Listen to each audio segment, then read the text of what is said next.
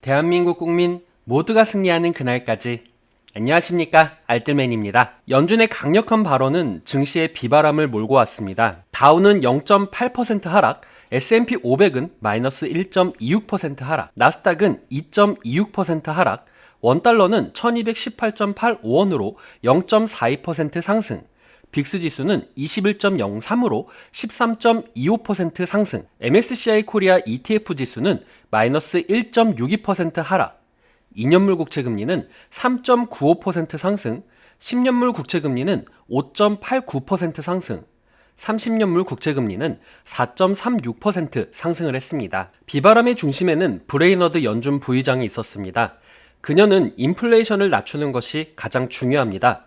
연속적인 금리 인상과 5월 회의 직후에 대차대조표 축소를 시작하는 등 체계적으로 긴축 통화 정책을 지속할 것이다 라고 이야기를 했습니다. 또 연준의 9조 달러 대차대조표가 17년에서 19년 마지막 런다운 때보다 상당히 더 빠르게 축소될 것으로 예상한다 라고 말을 했습니다.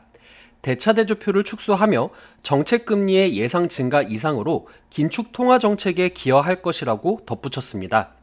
현재 인플레이션은 너무 높으며 상승 위험이 있습니다.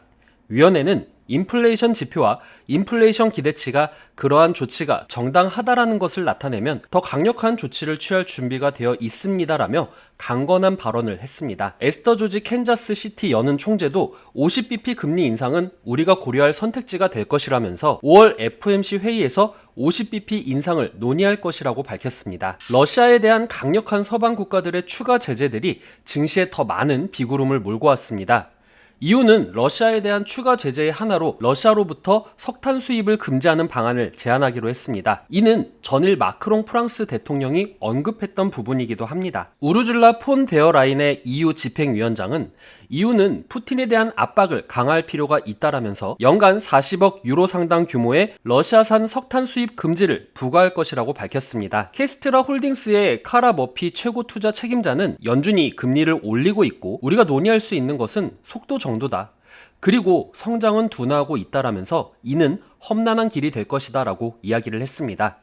따라서 경기 둔화를 견딜 수 있는 대차 대조표가 탄탄한 우량주를 선호한다라고 덧붙였습니다. 시카고 상품거래소 CME 패드워치에 따르면 연방기금 금리 선물 시장에서 연준이 5월 회의에서 기준금리를 50bp 인상할 가능성을 76.6%로 6월 회의에서 50bp 금리 인상 가능성은 62.2%로 그리고 75bp 인상 가능성은 20.8%로 나타냈습니다. 5월물 서부 텍사스산 원유 WTI 가격은 전장보다 1.32달러 하락한 배럴당 101.96달러, 1.3% 하락 마감을 했습니다. 전날 이 같은 우려를 선반영하면서 4% 이상 올랐던 유가는 숨 고르기 흐름을 보였습니다. FXTM의 루크만 오투누가 애널리스트는 EU가 러시아 원유 산업에 대한 새로운 제재를 검토하고 있어서 유가가 단기적으로 더 오를 수 있다라고 말을 했습니다. 미국도 이번 주 러시아에 대한 새로운 제재를 발표할 예정이고 미국의 제재는 러시아 은행권에 대한 추가 제재가 될 것으로 예상한다라고 합니다. 프라이스 퓨처스 그룹의 필 플린 선임시장 애널리스트는 마켓워치에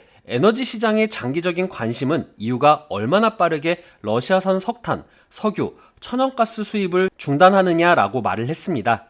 천연가스 가격은 석탄 가격이 이후에 러시아산 석탄 수입 금지 제한 소식에 오르면서 6%가량 동반 상승을 했습니다. 또 중국의 상하이 봉쇄 조치가 봉쇄 해제를 할 예정이었으나 감염자가 폭증세로 도시 봉쇄를 지속한다라는 발표가 나와서 원유 수요에 대한 우려를 더욱더 높였습니다. 금일 증시는 브레이너드 연준 부의장의 강력한 발언으로 증시에 먹구름을 들이울 것이며 오늘 저녁 연준의 FOMC 회의록 발표와 매파 중심에 서 있는 블러드 총재의 발언이 남아있어서 시장의 반등을 바로 주지는 못할 것이라고 생각을 합니다. 우리가 생각해 볼 수 있는 요소는 지금 러시아에 대한 강력한 서방 국가들에 대한 제재로 인해서 그에 따른 대체제가 있을 수 있느냐는 것입니다. 당장 우리나라 역시 지난번 중국 석탄 생산의 문제로 요소수 파동이 일어났던 것처럼 전 세계가 이 사태에 대해 심각하게 고민하고 있는 상황입니다. 따라서 개인적으로는 신재생 에너지에 대한 관심과 수요, 그리고 개발에 대한 이슈가 앞으로 더 부각될 것이라고 생각을 합니다. 물론 지금 당장 투자를 한다라고 해서 하루아침에 상용화가 되는 것은 아니기 때문에 주가에 당장 큰 시세를 낼 수 있는 것은 아니지만 앞으로 이런 서방 국가의 제재 및 인플레이션에 대한 우려가 나올수록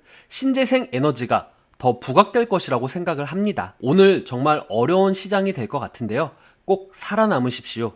주식은 승리하는 것도 중요하지만 살아남는 것이 가장 중요하다고 생각을 합니다. 오늘 내용 괜찮았다 생각되시는 분들은 하단의 구독과 좋아요, 알람 설정을 눌러주시면 제가 영상을 만드는데 큰 힘이 될 것 같습니다. 오늘도 시청해주셔서 감사합니다.